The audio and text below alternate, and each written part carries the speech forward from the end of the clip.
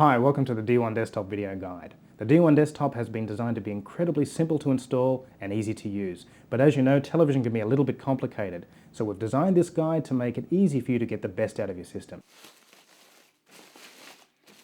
The first step is to unwrap your system.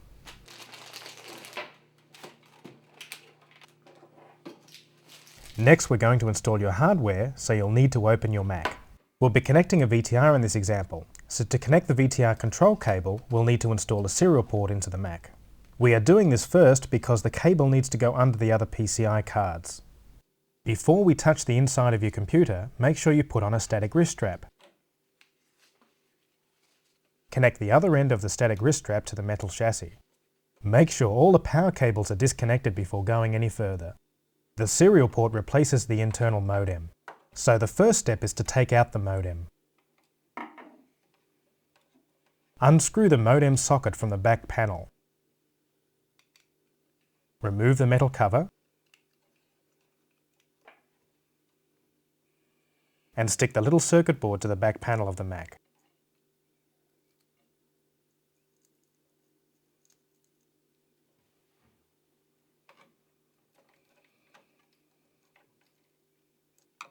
Now unscrew and remove the modem circuit board.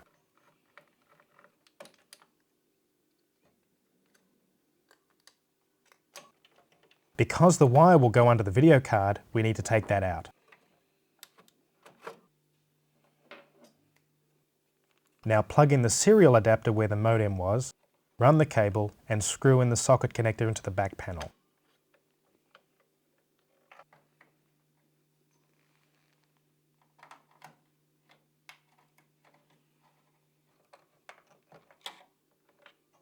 Now put the video card back in. The next step is to install the D1 Desktop card. You will need to remove one of the blank shields from the back panel. Any free slot will do. Remove the D1 Desktop from its static protective bag.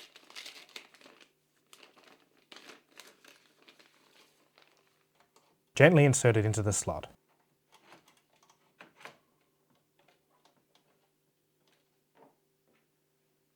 Now screw it back in.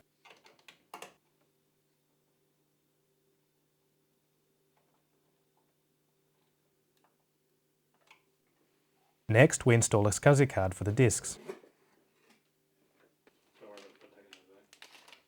As we did with the D1 Desktop card, find a free slot and plug it in.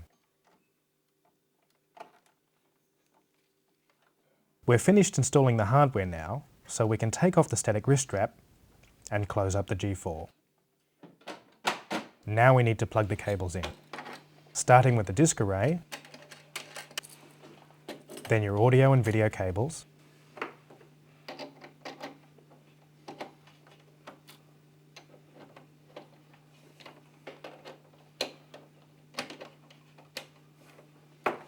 followed by the deck control serial remote cable.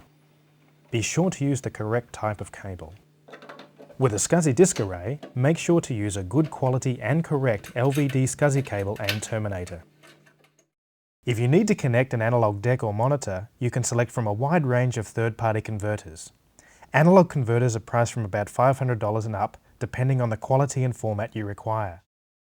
Adding converters is a lower cost analog solution than other products based around complicated breakout boxes. It's also much better quality. Now that you've installed all of your hardware, the next thing you'll need to do is install your software. If you have a serial port, remember to install the software for that as well. The first step is to make sure all of your extensions are turned on. Now run the D1 Desktop installer. In our example, we're going to choose to install the preferences for Final Cut Pro and After Effects at the same time.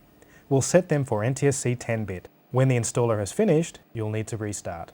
There is also an option to install the Digital Voodoo codec only, which lets you open and render clips on Macs without our hardware installed. Because we've selected NTSC 10-bit, after restarting, select D1 Desktop to NTSC mode from the control strip or the monitor's control panel. Our disk array has just been formatted with RAID software, which makes all the disks work together as one for extra speed. All we need to do is give it a name. Make sure your disk array is formatted to macOS Extended. To start setting up our software, we'll need to use a known good clip. There is an NTSC 10-bit clip in our install CD. To use it, we'll need to copy it to our disk array. After copying the test clip onto the disk array, drop it onto Media Transfer to open it. You should see the video output on your monitor change from the Mac desktop to the test video clip. You can scroll your clip backwards and forwards and play it from any point. Media Transfer also has jog and shuttle control. Media Transfer also has deck control, so you can frame accurately capture and put clips to tape. In Media Transfer's preferences, you can set audio and video source, capture location, and deck control settings. You should set the capture location for video to your disk array. This is because the internal disk is too slow to capture uncompressed video. To do quick captures, use the Capture Now setting. You can also grab stills with the Grab Frame setting. Now we'll set up Final Cut Pro. When we installed the D1 desktop software, we also selected to set Final Cut Pro to NTSC 10-bit. There are still a few settings we need to configure. The first one is scratch disks, and we'll set that to our disk array.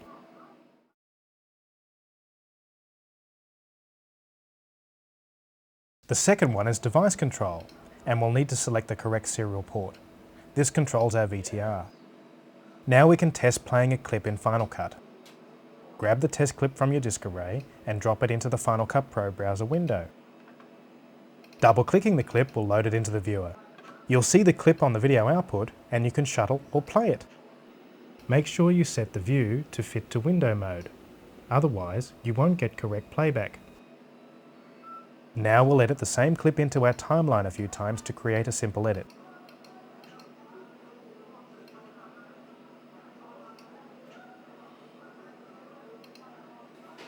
We can play or shuttle our edit, and you will see it on the video output.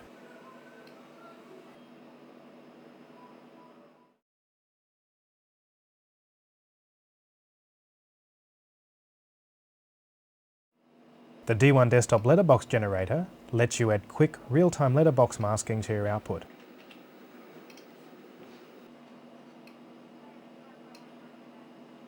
For a quick way of getting your edit into other applications, you can export a reference movie. These movies are very small because they're not self-contained, but point to the original media files. For example, you can drop a reference movie onto Media Cleaner Pro if you want to turn your edit into a streaming movie quickly. Now we'll cover Adobe Photoshop. You can grab frames from the D1 desktop video input using the Snapshot plugin.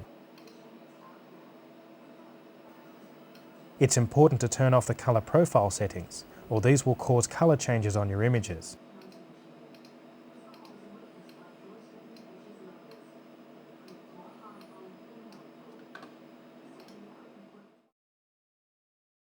Turn off display using monitor compensation.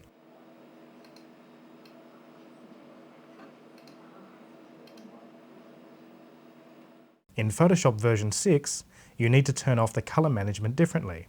Firstly, in the D1 desktop monitor control panel, set the color sync profile to Apple RGB. Then, in the Photoshop 6 color settings, turn the RGB working space to Apple RGB. To output your image, drag it to the D1 desktop space. Then click the full screen button. Your document will fill the screen and you can paint directly into the broadcast monitor. You will see the correct color and any fill flicker. And you can quickly record any graphics directly to tape. If you're working in anamorphic 16:9, Scale Calculator, which is included on your install CD, lets you correctly scale elements such as text so they look correct. You can turn on the built-in Save Title markers to correctly position graphics.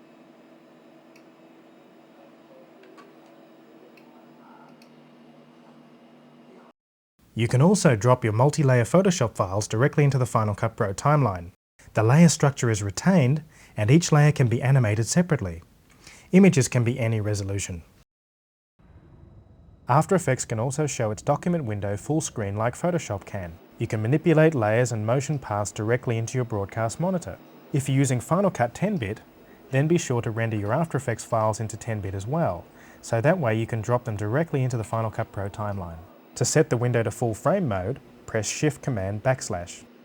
When you render, be sure to select the D1 Desktop uncompressed codec. Once you've rendered your composition, you can output it using Media Transfer. Discrete combustion is also fully compatible with D1 Desktop.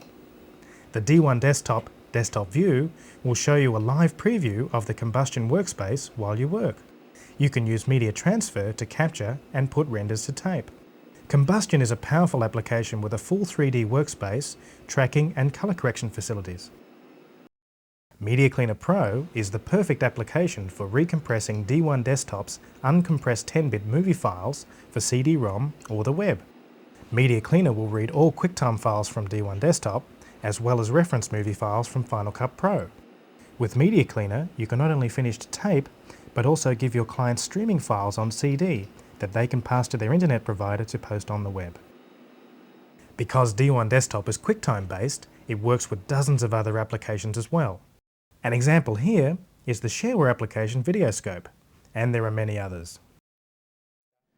Now you should be up and running. Please check digitalvoodoo.net for answers to questions you might have or to check the latest version of our software. Also, please send us your demo reel. We'd love to see what you are doing.